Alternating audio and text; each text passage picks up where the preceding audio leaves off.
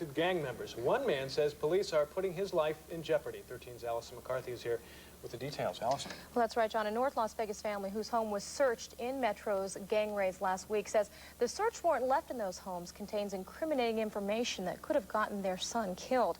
That document refers to statements allegedly made by the 19-year-old youth to a Metro officer, in which the youth reportedly admits to being in a gang and witnessing a hit against a rival gang member.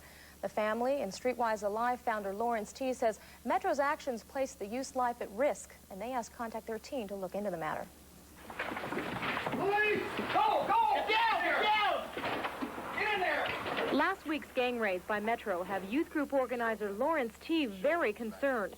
He says a so-called gang member contacted him after reading the search warrant left at his home. He came to me and said the police gave this to me and told me to look in it, and I would see who was supposedly snitching to the police, and that maybe we should take care of our business.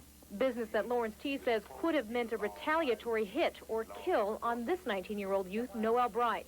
This 40-page document includes the affidavit in support of the search warrant, and it specifically references a conversation that police say Bright had with officers, in which Bright allegedly admits to being in a gang and witnessing a hit on a rival gang member. It's information that Bright denies and says could cost him his life. What could have happened to you? Well, they come by and shoot me while I'm standing out in the yard doing something like that. This can incite violence. But Metro Lieutenant Mike Hawkins, who took part in last week's searches, says state law requires them to leave a copy of both the warrant and the affidavit in support of it at each home searched. I can't say we have no qualms. We have to abide by the law. And at this point, the law states that we must leave that copy of the affidavit, and that's what we had to do. Metro says steps were taken to avoid leaving the names and addresses of rival gang members in the homes. To prevent that, we drafted 5 different affidavits, one for each particular gang that we were going after. Lawrence T. says he doesn't question that it is the law, only the increased violence he says it could cause. Actions like this do not help the situation at all. I just want the public to be aware of it.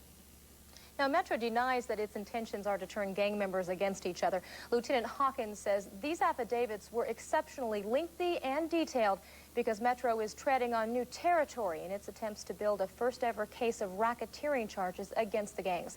And, John, they say they just want to make sure they cover every legal base that they have to in that investigation. And this will be ongoing, obviously. It sure is. Okay. Thanks, Allison. Brett?